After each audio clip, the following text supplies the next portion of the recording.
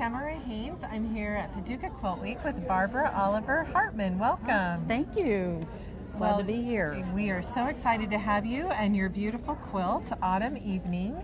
And Barbara has won second place in Small Wall Quilts Pictorial. And this category is sponsored by Husqvarna Viking, SNR Sew and Vacuum Center.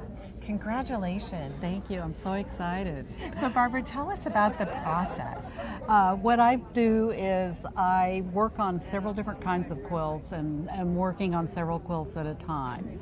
And when I get through with a number of projects, I take all the scraps left over from other projects that I've worked on, and I grade the fabrics out by color, and then I chop them into even smaller pieces that are like the size of a pencil eraser. Oh my. And they're just, but then I grade them all out by color, and then I put them in little bags.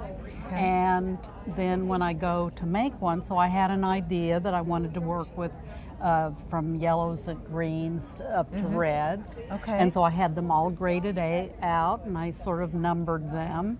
And then as I sewed, I could gradate the color up to the place I wanted it to be. Okay, okay. Is there any adhesives that help No, you? Okay. I do not do any fusing, and I use no netting. Okay. So what that means is I really have to work on a piece, an area about that big at a time. Okay. And so I'm just putting the pieces down. I'm using a free motion zigzag stitch. Okay.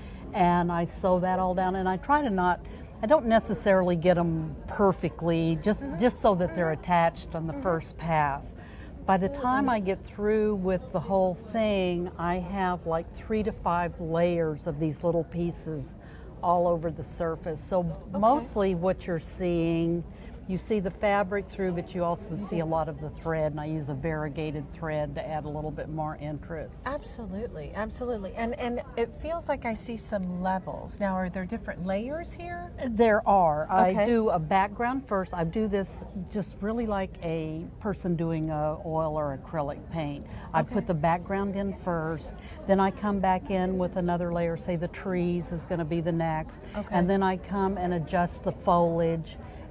Really, by the time I'm through, I've just about covered the tree part completely up. Okay. But that's already on top of a layer that's already over the entire surface.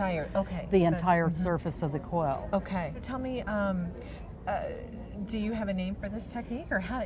Well, I just call it slivers and bits. Okay. Okay. It's like, I don't really, you see. There are several people doing other techniques where they do use some netting, you do use some fusing, so mine's a little bit different than that. I just love the texture that it leaves on the surface, and I just call it what I do. Okay, so what type of machine? You said you use a free motion zigzag. Yes, and it's on a home sewing machine. Oh, okay. It's something that can be done with any kind of home sewing machine, anything that has a zigzag stitch on it and a darning foot. A darning foot. That was my next question. You will be able to do that. It's just very time consuming. It's kind of tedious, but it's really well worth the effort. Okay. Now, how many times have you entered a quilt in our contest? I've had a quilt in the show every single year except once. Congratulations. And so I guess this would be my 28th year to have a quilt in the show. Okay. People don't realize how many people for the first time have entered a quilt and they get juried in, and it is possible. It is. It is. It's just it's a real honor, and so I'm looking forward to the fall show, and I'll be here. Well, wonderful. Well, we're looking forward to it as well, and thank you so much for spending some time with us today and sharing your beautiful quilt. And we look forward to seeing you at the next Quilt Week.